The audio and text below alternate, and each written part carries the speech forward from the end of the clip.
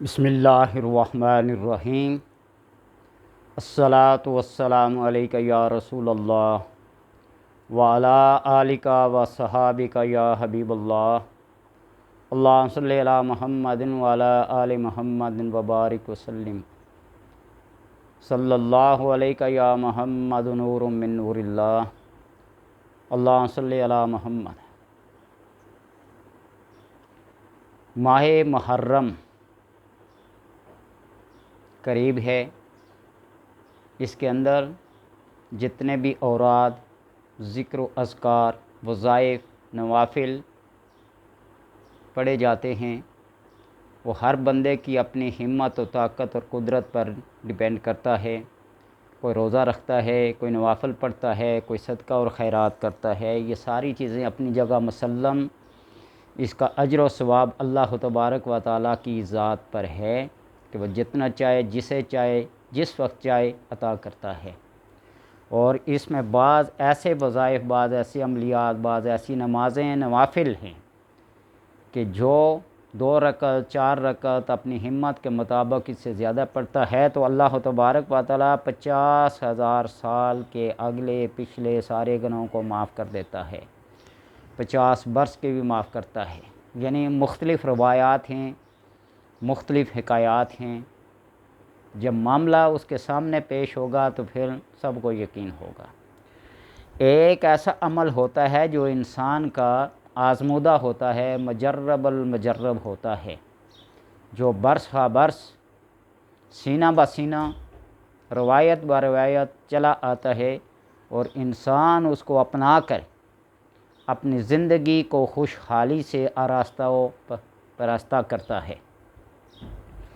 وہ عمل جو سب کی زندگیوں میں خوشی لاتا ہے، فراخی لاتا ہے، خوشحالی لاتا ہے، تنگ دستی اور بے روزگاری سے دور کر دیتا ہے، وہ یہ عمل ہے کہ 10ویں محرم کو، یوم عاشوراء کو اپنے دسترخوان کو وسیع کر دے۔ اگر کسی بندے کے گھر کے کچن کا خرچ، اس روز کا خرچ 1000 روپیہ ہے، 500 ہے، 700 ہے، جو اپنے اہل و عیال پہ ہی خرچ کرتا ہے، کسی محلے میں کسی مہمان کو بغیر بلائے دعوت کیے محلے میں کوئی چیز تقسیم کیے، جو صرف اپنے گھر میں استعمال کرتا ہے، کوئی 300 کوئی 500 کوئی 700 اپنی اپنی ہمت کے مطابق، کوئی چٹنی نمک اور مرچی ملا کر روٹی ڈبو کے کھا لیتا ہے، اس کی اپنی قسمت ہے، مقدر ہے۔ اللہ تبارک و تعالیٰ سب کو رزق دینے والا ہے۔ جو سونے کا نوالا بھی کہتے ہیں نا، کھا کے سوتے ہیں، تو انجام سب کا ایک ہی ہے۔ ارسطو نے بادشاہ وقت کی دعوت کی، مشہور یہ قوت متخیلہ جس کو کہتے ہیں۔ بادشاہ نے کہا کہاں تو پانی میں روٹی ڈبو کے کھانے والا اور کہاں ہم جیسے لوگ، میرا پروٹوکول 10,000 انسانوں پہ، آدمیوں پہ مشتمل ہوتا ہے، کہاں تیری بساط ہے، ہمت ہے تو ہماری دعوت کرے۔ اس نے کہا قبول تو کرو پھر دیکھا جائے گا۔ بادشاہ نے اپنے جاہ و جلال، لشکر جلال کے ساتھ دعوت قبول کر لی۔ ارسطو نے بھی کسی صحرا میں، کسی ویرانے میں ایسے شامیانے، ایسے ٹینٹ اور ایسے مزین کیا اس جگہ کو کہ بادشاہ بھی دیکھتا رہ گیا۔ ایسے ایسے کھانے پیش کیے گئے کہ بادشاہ کی سوچ سے بھی بالا تھے، سب کھا کر سو گئے۔ لیکن کھانے کے دوران میں ارسطو نے اسی طرح پانی کے اندر روٹی کو ڈبو کے کھایا۔ صبح جب اٹھے سارے تو سب کی شلواریں پیٹ خراب ہونے کی وجہ سے، پیچ چلاب کی وجہ سے سارے بستر، سارے لباس خراب کر دیے۔ ارسطو جیسا سویا ویسا ہی اٹھا تو ہنس کے مسکرا کے کہنے لگا دیکھ لیا، اچھے کھانے کا انجام بھی اور میرے کھانے کا انجام بھی، انجام سب کا ایک ہی ہے۔ وہ بات ہے کہ کوئی کیسا اچھا کھانا کھائے، کوئی کیسا ہی بس اپنے حال کا کھانا کھائے، انجام سب کا ایک ہی ہے۔ تو اس لیے جو اپنی زندگی میں خوشحالی لانا چاہتا ہے، کچھ اسباب ہوتے ہیں، کچھ ذرائع ہوتے ہیں، کچھ تقدیریں ہوتی ہیں جو معلق ہوتی ہیں۔ تو ایسا کریں کہ 10ویں محرم کو اپنے اخراجات جو گھریلو سطح پہ ہیں، اہل و عیال پہ، ان کو وسیع کر دیں۔ کوئی 200 400 500 تک اگر کیا کرتا ہے استعمال کرتا ہے، اس دن اس کو ڈبل سے ٹرپل کر لے، کئی گنا زیادہ بڑھا لے، 3 سے 4,000 کر لے، ہوتا وہ اہل و عیال پہ ہی ہے۔ اور آپ صلی اللہ علیہ وسلم نے فرمایا نا کہ اہل و عیال پہ خرچ کیے ہوئے کا حساب نہیں ہے، افطاری کے اوپر خرچ کیے ہوئے کا حساب نہیں ہے۔ کسی کو افطار کرائیں، کھانا کھلائیں، دعوتیں کھلائیں، ان کا کوئی حساب نہیں ہے۔ روایات اور حکایات اپنی جگہ پہ مسلم، اس پہ اوپر بات نہیں کرتا، لیکن جو تسلیم شدہ ہے، آزمودہ عمل ہے، کئی برسوں کا میرا اپنا آزمودہ ہے، کئی لوگوں سے سنا تھا اور اس کو آزمایا ہے، تو اللہ تبارک و تعالیٰ نے کرم کیا ہے۔ اور جب کرم کے دروازے میں بار بار کہتا ہوں کہ جب کرم کا دروازہ کھلتا ہے، اللہ کھولتا نا اپنے کرم کا دروازہ، تو پھر دیر نہیں لگتی۔ اللہ تبارک و تعالیٰ نہ کسی سے صلاح کرتا ہے نہ مشورہ کرتا ہے، بس جسے چاہتا ہے اسے دیتا ہے اور جس سے روکتا ہے اسے روک لیتا ہے۔ یبسط الرزق لمن یشاء ویقدر لمن یشاء۔ اللہم لا مانع لما آتیت ولا معطی لما منعت ولا راد لما قضیت ولا ینفع ذا الجد منک الجد، یہ اس کی شان ہے۔ دیتا ہے، روکنے والا کوئی نہیں، روکتا ہے تو دینے والا کوئی نہیں، جو قضا، جو قدر، جو تقدیر اس نے لکھی ہے اس کو ٹالنے والا کوئی نہیں۔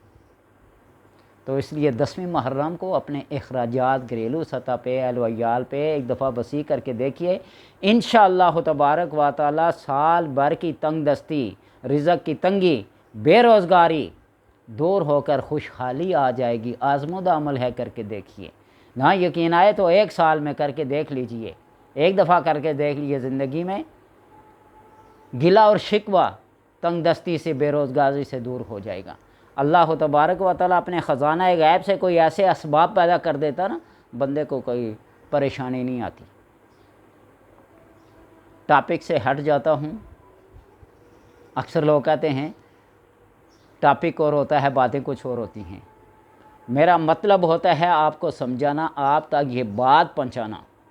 مجھے کوئی تقریر کرنے کا، کوئی عوام میں مشہور ہونے کا شوق نہیں ہے۔ اللہ تبارک و تعالیٰ کا کرم ہے کہ جوانی میں ہی سارے شوقوں کو پورا کر لیا ہے۔ حافظ قرآن بننے کا شوق تھا، اللہ تبارک و تعالیٰ نے 6 مہینے کے عرصے میں حافظ قرآن بنا دیا۔ عالم فاضل بننے کا شوق تھا، اللہ تبارک و تعالیٰ کے کرم سے پورے درس نظامی کو کھنگالا ہے، پڑھا ہے۔ آج کل شارٹ کٹ کورس 3 سال کے 4 سال کے ہوتے ہیں، پورے 8 سال کا 9 سال کا کورس کیا ہے، اور گولڑا شریف جیسی سرزمین پہ پڑھا بھی ہے اور پڑھایا بھی ہے۔ وہ بات نہیں ہے کہ میں اپنی باتیں آپ کو پھیر پھیر کے گھما کے بتاتا ہوں۔ میرا بتانے کا مقصد یہ ہے کہ آپ کے تک یہ جو امانت ہے وہ پہنچ جائے، جو میرے سینے میں ہے، جو میرے علم میں ہے، وہ آپ کی امانت ہے، عوام کی ہے۔ ایک فرد واحد پوری دنیا کا واحد سب سے بڑا عالم ہو، اس کا فائدہ کیا جبکہ اس کے علم سے عوام کو فائدہ نہ ملے۔ وہ حکیم صاحب ہیں، اس کے نسخوں سے، اس کی حکمت سے دوسروں کو فائدہ نہ ملے۔ وہ انجینئر جس کی مشہور ہیں وہ اپنے فن میں، اس کا فائدہ عوام تک نہ پہنچے تو پھر اس کے علم کا، اس کے فن کا، اس کا ہنر کا فائدہ کیا ہے؟ تو لہٰذا اس کو آزما کے دیکھ لیجئے۔ 10ویں محرم قریب آنے والی ہے۔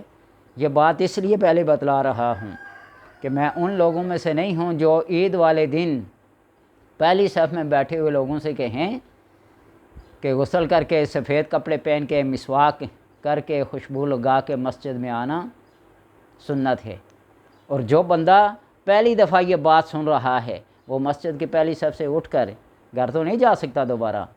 اس لیے پہلے سے عوام کو یہ باتیں پتہ ہونی چاہیے تاکہ وہ دن آنے سے پہلے اس کے ذہن میں، اس کے دل میں، اس کے خیال میں پیوست ہو جائیں، نقش ہو جائیں، ازبر ہو جائیں، تاکہ جب وہ دن آئے تو اس وقت ماحق کو ہو اس سے فائدہ حاصل کر سکے۔ اللہ تبارک و تعالیٰ سے دعا ہے کہ ان ٹوٹی پھوٹی عبادات کو، حاجات کو، مناجات کو، بے ڈنگی باتوں کو اللہ ایک سلیقہ عطا کر دے، اللہ اپنی بارگاہ میں قبول و منظور کر دے۔